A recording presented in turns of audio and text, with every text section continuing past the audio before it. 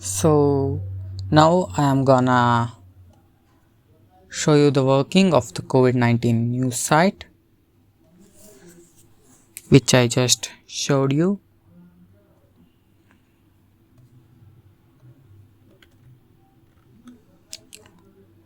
I have downloaded the file. It's actually hosted in the Python Anywhere website like this,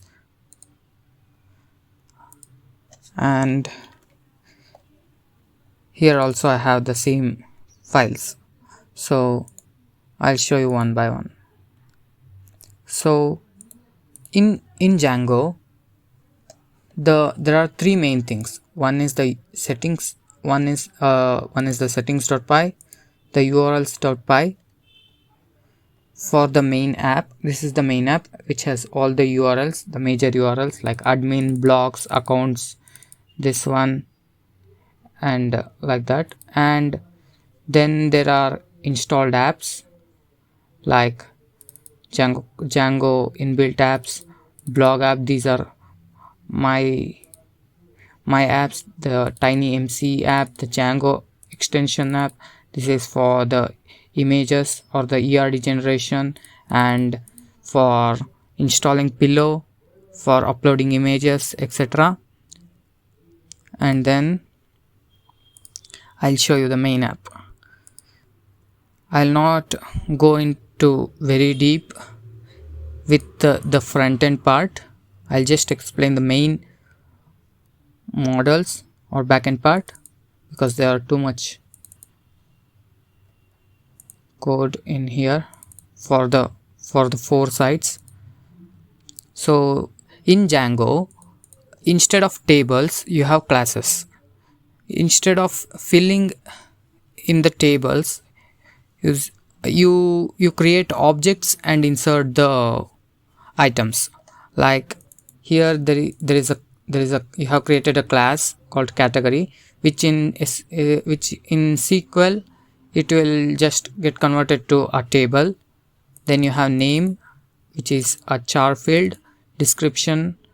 Slug is nothing but the URL address or the extension URL for the blog posts. And then there is when you call this, when you create an object and you call this, then the name will be returned when you are using bash. And then you just slugify the name, the title of the page to create an address. And these are the things. And then I'll explain the main parts. Then you have the post class, which has title, slug, content, status of the post, if it is draft or published, category, the post belongs to author. This is a foreign key, the author and category. If the author gets deleted, then this post will be completely deleted. If the category to which the post belongs gets deleted, then the post gets deleted. Then there is the image field where you can upload images. For this I had used the extension Pillow. And then there is the date field, and these are same as the previous ones. And then this is nothing but like when you create a post, then it will be in HTML format. So there will be very much difficult for creating new lines and all. So what this does is it converts the HTML to the text using Beautiful Soup. So you don't need to type all the HTML commands for creating the post. I'll show you later. And then there is the forums.py. In Django, these are the main ones: the models.py, the urls.py, and the views.py. And forums for creating forums. So there is something called as Django Forms, which is provided by Django for creating forums. You just put what You just put the name of the class and the fields you want to create, and it will create the forms. I'll show you these. And there is author and content of the post. This TinyMC is nothing but the blog content or the body's text field. Okay, next is the accounts. Even accounts has models, URLs and views. Views is connecting the models and the templates.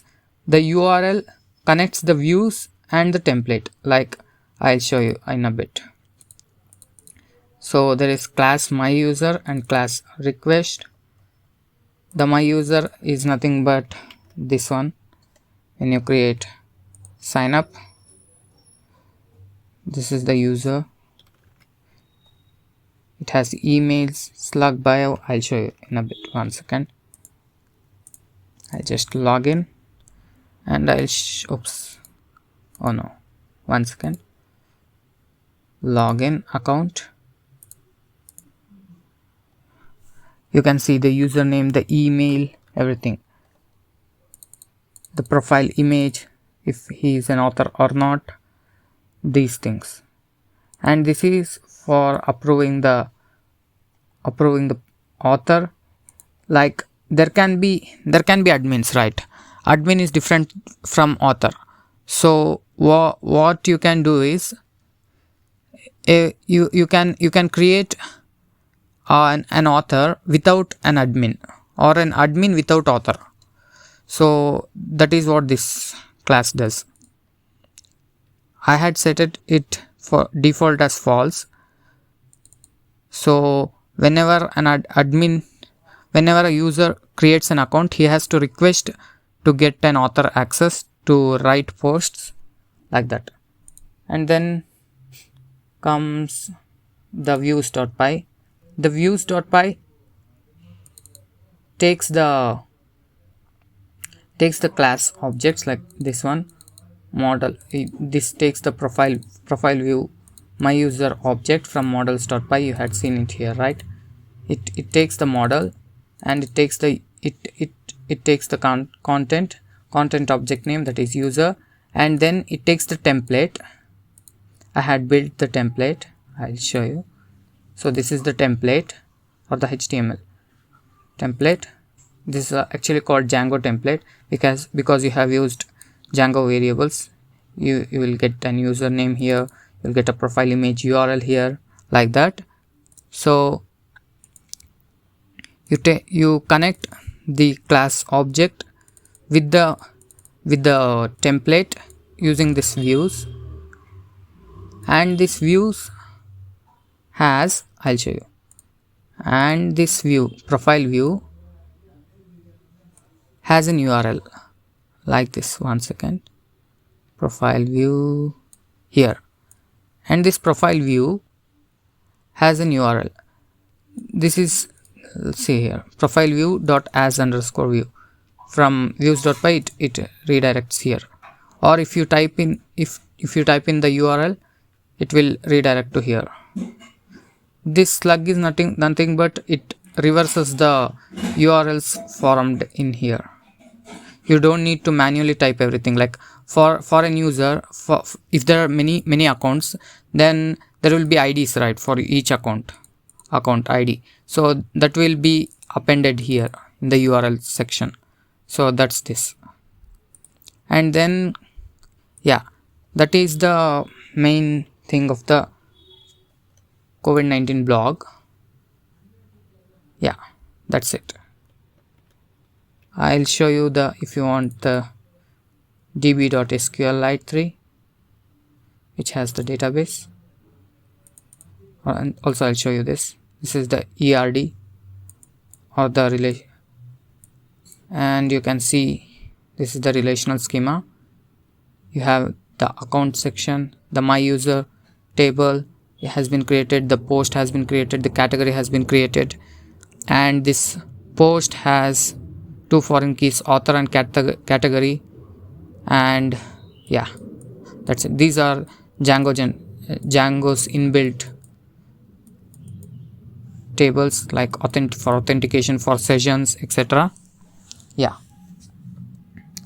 that's it.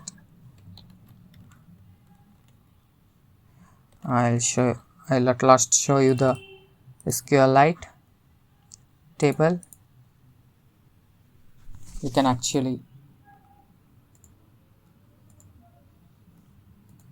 actually execute these commands. Select star plum blog underscore post, and if you click next, you can see all the posts. You can see the content, the image, the title, everything, or you can see here also blog category, blog post, blog, the account user, the password is encrypted, if he is a super user or not, if he's active or not, if he is an author or not, like that. Yeah, so this is the COVID-19 news site working, or the backend.